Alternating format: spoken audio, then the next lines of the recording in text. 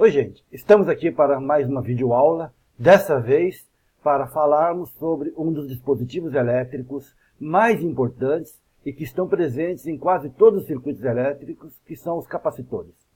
Esses dispositivos, eles têm como principal objetivo o armazenamento de energia no campo elétrico, aproveitando para tanto certas características, propriedades inerentes aos materiais condutores. Vamos então à videoaula de hoje. Vamos inicialmente relembrar como é que ficava aquela questão de que, colocando uma quantidade de cargas livres no interior de condutor, essas cargas livres, devido ao fato deles terem uma mobilidade no material condutor, eles acabavam, devido à repulsão, indo para a superfície do condutor. Esse movimento das cargas para a superfície terminava quando o condutor entrava em equilíbrio eletrostático. Nessa situação, o campo elétrico no interior sempre era igual a zero, consequentemente o potencial no interior constante, e esse valor constante do potencial no interior do condutor também é o mesmo valor constante na superfície do condutor. O campo elétrico na superfície do condutor, como nós vimos também, será sempre perpendicular à superfície do condutor em cada ponto, e o valor é sigma sobre ε0. Isso tudo nós já vimos nas aulas anteriores. Bem, essa característica dos condutores, né, de que o potencial no interior do condutor é sempre constante e que esse valor depende basicamente da quantidade de cargas livres que é espalhado pelo condutor, né? Nós podemos ver então que esse potencial V constante é diretamente proporcional à quantidade de cargas Q livre. Sendo assim, a gente pode definir um coeficiente chamado coeficiente de potencial, que é exatamente a constante de proporcionalidade entre o potencial e a quantidade de cargas Q colocado no condutor.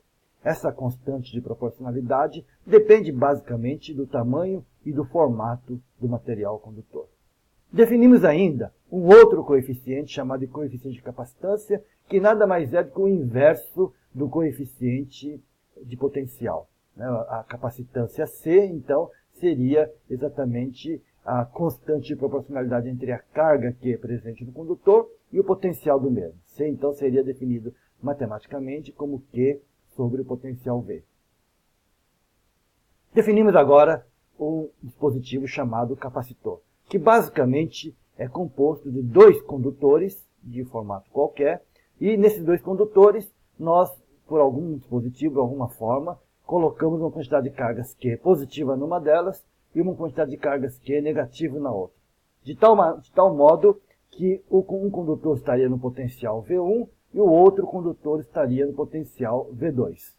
A quantidade de cargas armazenadas nos condutores será proporcional à diferença de potencial entre os mesmos. Então, a quantidade Q, seja ele positivo ou negativo, em módulo seria então Q, vai ser igual a uma constante de proporcionalidade C, que é chamada de capacitância desse dispositivo que nós estamos construindo, multiplicado pela diferença de potencial V1 menos V2, onde V1 é o potencial em que está sujeito o dispositivo, o condutor com as cargas positivas. Lembrar que onde tem carga positiva, o potencial é mais alto. Portanto, V1 é maior que V2, V1 menos V2 será então uma quantidade positiva. No sistema internacional, a unidade de capacitância é chamada de farad, e a letra F, que vai ser então igual a coulombs por volt. Vamos a seguir estudar a energia que ficaria armazenada no capacitor.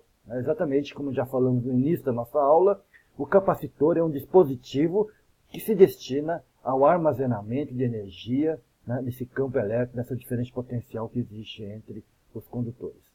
A energia armazenada no capacitor, basicamente, é o trabalho que é realizado por um agente externo para transferir a carga de um condutor para o outro. Então, imaginemos que uma quantidade de cargas dQ é passada de um condutor para o outro, o trabalho realizado, que vai ser então a quantidade de cargas Q vezes a diferença de potencial V, que é a diferença de potencial V1, V2, isso seria então o trabalho. Lembrar que o trabalho seria basicamente então a energia potencial, o acréscimo de energia potencial que a gente estaria fazendo quando passamos a quantidade de carga dQ de um lado para o outro.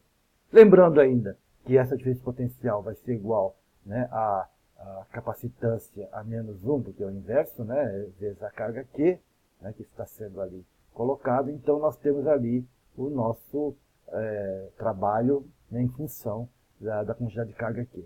Integrando, né, é fácil de ver, né, que é só fazer essa integral, a capacitância menos 1 é constante, vai para a forma integral, e a integral vai ficar Q² sobre 2, colocando nas extremidades para carregar o capacitor de 0 até a quantidade de carga Q, a integral seria de 0 até então o Qzão, isso vai dar então que o Q maiúsculo sobre 2C. Lembrando ainda, né, a relação entre que a capacitância vai ser igual a Q sobre V, podemos escrever ainda esse Q² sobre 2C como sendo meio de CV ao quadrado. Essa então seria a energia armazenada no capacitor. Por hoje é só. Obrigado. Até a videoaula seguinte.